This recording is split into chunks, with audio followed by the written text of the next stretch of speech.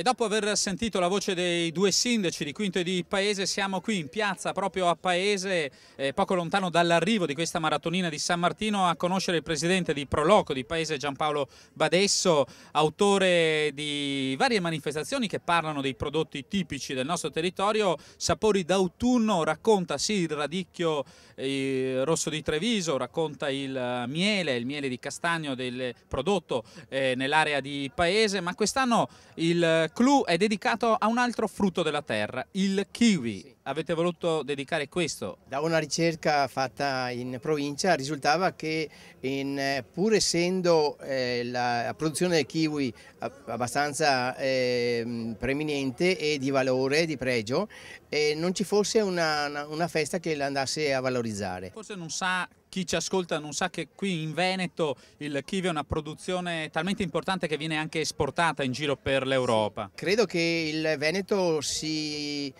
piazzi fra le prime 3 regioni italiane e in alcuni casi aziende stanno lanciando un incrocio particolare di kiwi particolarmente ricco di vitamina C. Presidente Badesso, tra poco poi conosceremo qualche produttore assieme. In conclusione, proprio verso i prossimi mesi anche di festività, state preparando qualcosa come Proloco? A questo proposito, fra 15 giorni ci siamo fatti promotori e è stato recepito dal Consorzio Centromarca, che raggruppa le Proloco che vanno da Istrana a tutto il territorio del Bassa Trevigiana fino a Roncade Monastier, e tutti assieme andremo a proporre a Vinci, la patria di Leonardo, un banchetto a base di prodotti tipici. Il radicchio naturalmente la farà da padrone. Una sorta di gemellaggio tra l'olio di Vinci e il radicchio rosso di Treviso. E noi abbiamo ospitato a maggio una rappresentativa di Vinci e adesso andremo a ricambiare il 20 prossimo con l'aiuto e supporto di altre Proloco e con l'appoggio del consorzio del radicchio rosso di Treviso. Allora, mentre ci guardiamo un servizio di cronache trevigiane, noi ci spostiamo dai produttori e ricordiamo il radicchio deve essere IGP. Controllate bene che è sinonimo di grandi garanzie e di qualità. Allora, adesso ci fermiamo qui, ci vediamo tra poco.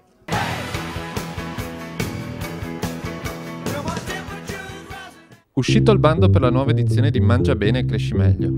La primavera del Prosecco di OCG dall'8 all'11 novembre a Londra.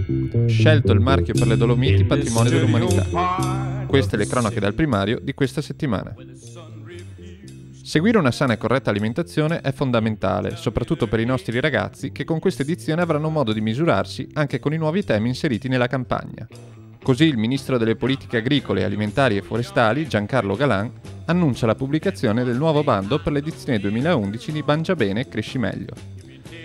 Mangia Bene e Cresci Meglio è una campagna di sensibilizzazione promossa dal Ministero delle Politiche Agricole, rivolta ad alunni e insegnanti delle scuole secondarie di primo grado e nata per proporre ai giovani una maggiore attenzione sulle proprie scelte alimentari ed avvicinarli all'importanza della varietà e qualità del patrimonio agroalimentare italiano. Le scuole che aderiranno produrranno lavori di gruppo sui temi proposti. Al fine di dare nuovi spunti, quest'anno sono stati inseriti anche riferimenti ad argomenti di attualità. Si è scelto il principale appuntamento fieristico del Regno Unito, il World Travel Market, per presentare in anteprima il programma 2011 della primavera del Prosecco di OCG.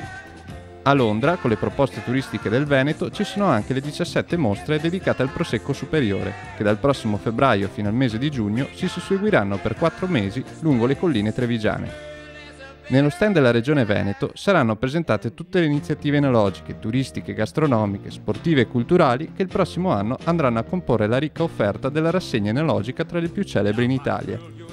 Devo ringraziare il Consorzio di Promozione Turistica Marca Treviso, spiega il coordinatore del comitato organizzatore Giovanni Folador, perché in questa occasione sarà l'ambasciatore delle nostre iniziative a Londra.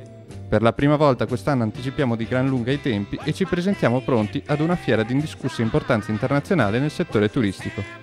È Arnaldo Tranti di Aosta, il vincitore del concorso per il marchio che rappresenterà le Dolomiti Patrimonio dell'Umanità. 30.000 euro l'importo del primo premio. Scopo del concorso era mettere a confronto progetti e idee coinvolgendo imprese e professionisti dei settori della comunicazione, dell'immagine aziendale, della pubblicità, della grafica e del design, per individuare il marchio internazionale rispondente a esprimere i criteri distintivi che hanno portato al riconoscimento delle Dolomiti come bene UNESCO. Il vincitore e la graduatoria sono stati presentati in una conferenza stampa che si è svolta a Belluno, Palazzo Piloni, sede della provincia bellunese, nonché della Fondazione Dolomiti UNESCO. Soddisfazione dell'assessore Mauro Gelmozzi e degli altri rappresentanti delle province che hanno seguito l'iter di candidatura. Presentato dal presidente della giuria Cesare Micheletti, il marchio vincitore ha saputo sintetizzare al meglio l'aspetto del paesaggio della geologia e delle culture delle regioni dolomitiche.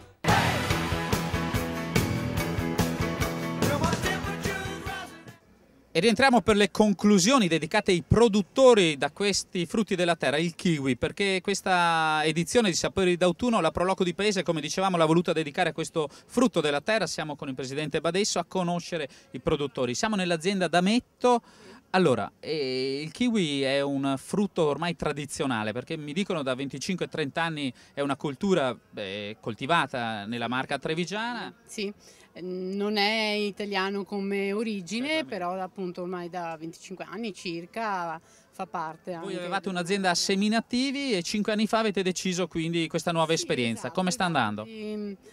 Sta andando abbastanza bene, sì, i frutti si raccolgono dopo un po' di anni dal momento della piantagione, insomma. Anche perché è un frutto che può riservare sorprese, ci sono ricette straordinarie, dal tiramisù al kiwi. Infatti non sembra, anche il risotto, il tiramisù al kiwi, poi si può utilizzare anche come nell'arrosto, l'onza di maiale, ci sono un po' di ricette che si possono trovare. La marmellata, ho visto anche l'abbinamento con la cioccolata. Esatto, marmellata di kiwi con cioccolato oppure con mandorle, ci sono un po' di abbinamenti. Il risotto, mi interessa il risotto, quindi a casa possiamo provare un risotto, ho visto scampi e kiwi. Sì.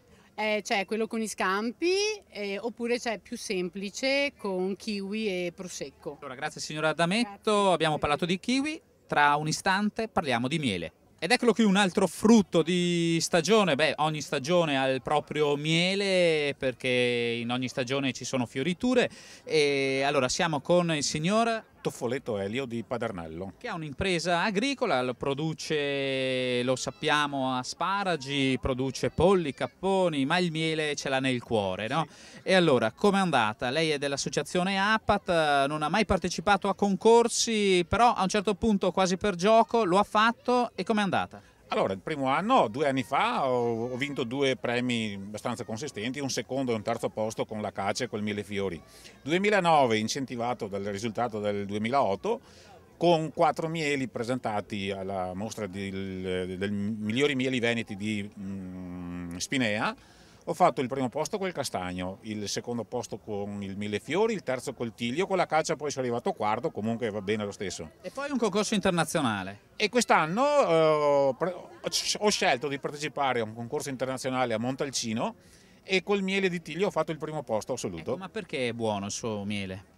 Sicuramente perché è curato con passione. Quello che magari una persona che non conosce questo mondo si chiede: ma come si fa a creare un miele di tiglio, miele di castagno? Ci sono dei periodi ben precisi dove vengono le fioriture principali. Per esempio, grosso modo, la prima settimana di maggio fiorisce l'acacia nelle nostre zone qui di pianura.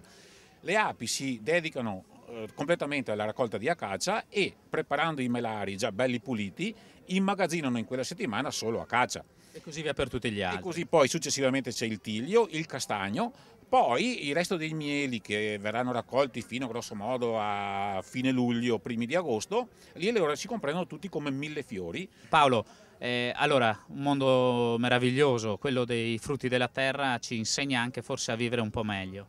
Sì, credo ci sia bisogno di riscoprire la genuinità del mangiar bene, e questo naturalmente quando si abbina al rispetto del territorio è doppiamente valido. Pensiamo a cosa mangiamo, riflettiamo, meditiamo e facciamoci raccontare le storie di questi splendidi frutti della terra. Noi siamo arrivati alla conclusione di questa puntata di Cronache Trevigiane, ci vediamo come sempre la prossima settimana. Grazie alla Proloco e a tutte le testimonianze che abbiamo raccolto in questa puntata.